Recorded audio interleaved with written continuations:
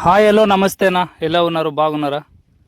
మీరు చూస్తున్నారు Anand nature live YouTube channel guys. చేనికి మందు కొట్టేకి వచ్చాం గాయస్. ఈరోజు చూడండి, వర్షం నిన్నటి నుంచి రాలేదు. ఈరోజు కొద్ది గ్యాప్ ఉంది. అందుకోసమే పొద్దున వచ్చి మందు కొట్టాలని మందు కొడుతున్నాం గాయస్. సుమారుగా ఒక 20 రోజులు కొట్టింటుంది. చాలా వర్షం చిత్రంగా కొట్టేది. అంత కాపు కాయ మగ్గ అంత రాలిపోయేది. ఏం లేదు, బరే చెట్లు ఉన్నాయి.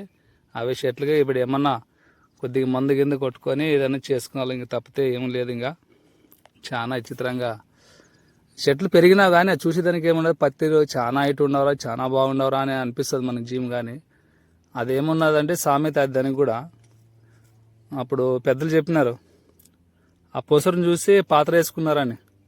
అంటే చేను ఇట్లా పచ్చగా ఉండదు కదా, ఎక్కువ పండుతుందని పాత్రలు అంటే పెద్ద పెద్ద గుమ్మిలు మాదిరిగా వేసుకొని పెట్టుకుంటున్నాడు. అంటే గింజలు అంత రీతి మనకు పండుతావని అవన్నీ గుమ్మిలు రెడీ చేసుకొని పెట్టుకుంటున్నారంట. అట్లా ఉండదు పరిస్థితి.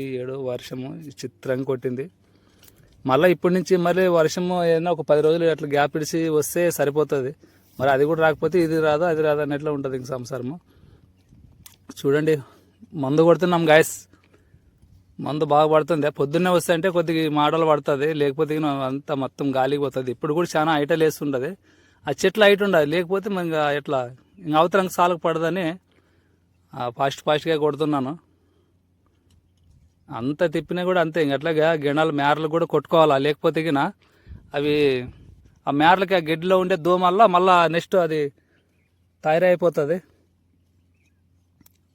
2-3 రోజులు ఇడిచినాక ఇది దోమ ఇక్కడ వచ్చేది అనుకో, మళ్ళీ అటాక్ చేస్తుంది అని అట్లా మేరలు కూడా కొట్టాలి గాయస్. అట్లయితేనే మనం ఏం చేస్తామంటే అట్లా ఓన్లీ ఆ చెట్టు కొట్టి అదే వస్తాము. ఆ మేరలకు చూస్తే ఒడ్లకి ఎంత ఉంటుంది. పొసరు దోమ, తెల్ల దోమ, పేను బంక, అన్ని బంకలు. ఇంకా ఒక్క బంక కాదు. ఇంకా చెప్పుకుంటా పోతే కొన్ని వేల కోట్ల జీవరాశులు ఉంటావు అన్నట్లు ఉంటుంది ఈ గడ్డిలో. ఇదంతా కొద్దిగా ఇట్లా మర్రగడ్డ బాగుండదు ఇక్కడ సైడ్. అట్లా పోతా తొగ్గు అది అంతా కాపు కాయ అంతా అది మగ్గ పింజలే రాలిపోయినావు అన్నట్టు. ఇంతలా పింజలే రాలిపోయినవి. చాలా భయంకరంగా రాలిపోయినది. ఇప్పటి నుంచైనా దేవుడు ఒక వారం గ్యాప్ ఇచ్చి అట్లా వస్తే సరిపోతుంది. ఏం చేస్తాడో చూద్దాం. మళ్ళా దీనికి ముందు అంటే ఇప్పుడు ఎర్రనెలకి కొద్దిగా కొంచెము గ్రోతింగ్ అంటే గ్రోతింగ్ ఆల్రెడీ ఉండదు. గ్రోతింగ్ అంటే ఇది ఏమో చెట్లు అంతా ఇది ఎర్రనెల కోసము పిప్పి చేసినది చెట్టుని. ఏం లేదు దీంట్లోన. అది ఏదన్నా వచ్చింది కానీ అట్లా నిలబడే దానికోసమే. దానివల్ల ఇప్పుడు కొడుతున్నాం గాయస్. ఏం చెప్పుకోకూడదులే, కండ్లకి మకంకే వస్తుంది. మందులు కొట్టేటప్పుడు చాలా హుషారంగా ఉండాలి. మరి ఏం చేస్తాం, మనం బీద వాళ్ళవి పుట్టినాం కదా, అందుకోసమే ఇంకా చేయాలి, తప్పదు.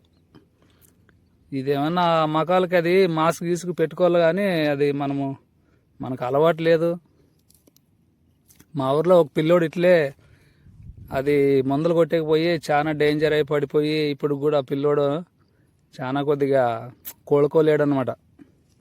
చాలా డేంజర్ మందులు ఉంటాయి ఇవి.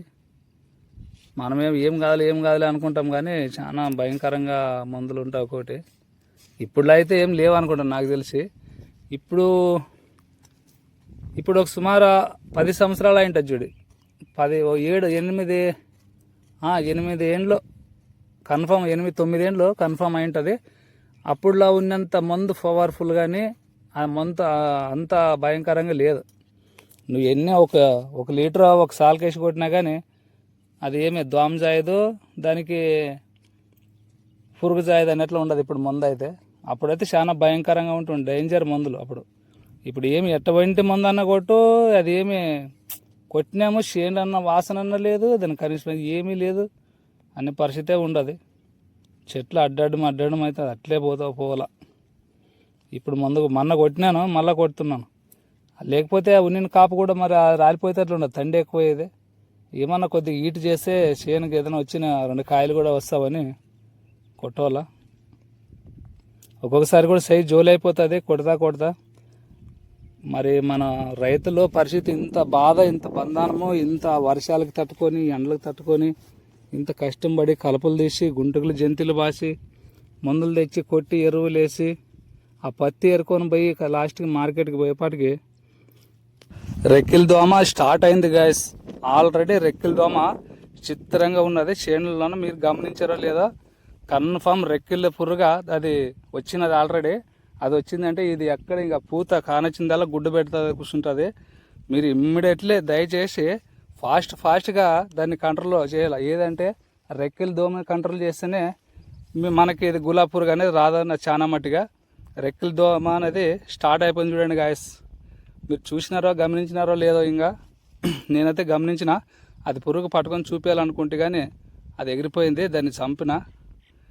చాలా భయంకరంగా అది వస్తే అంటే ఈ పూత ఎక్కడ వస్తే అంటే అక్కడ అంతా గుడ్డు పెట్టేస్తుంది. దాంట్లోనే పురుగు తయారవుతుంది. అది ఎట్లా అంటే సేమ్ మన కందులకు కూడా పడుతుంది. సేమ్ అట్లా ఇంకా అది గులాబీ పురుగు అనేది ఒకసారి లోపల పోయినాక ఇంక అయిపోయి నువ్వు ఎన్ని మందులు కొట్టినా బయటికి రాదు. అది 20 లీటర్ల గన్ను, ఇది 20 లీటర్ గన్ను మోసుకొని పిచ్చోడి తిరిగి కొట్టాలా.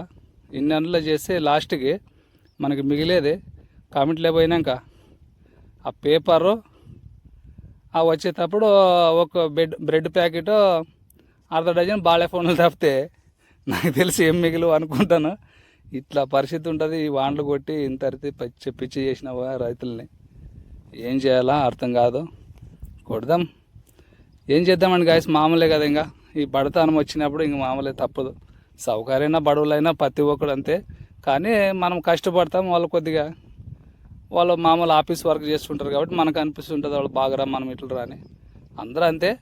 కానీ మనం పని చేసేవాళ్ళే బాగుండేది నాకు తెలిసి. అయితే చూడు, 20 లీటర్ల గన్ను మోసుకొని పొగలల్లో తిరిగి కొడితే కానీ మనిషికి యాసిరికి రాదు. అంటే మనం మనుషులు ఎంత స్ట్రాంగ్ ఉంటాం అనేది మనకు అర్థమైపోతుంది. కాబట్టి ప్రతి ఒక్కరూ చేయాలి. ఇట్లా పని చేస్తేనే మనుషులు గట్టిగా ఉండేది. లేకపోతే అదే ఇంకా అంతా లూజ్ కండ, అదేం పని చేయదు.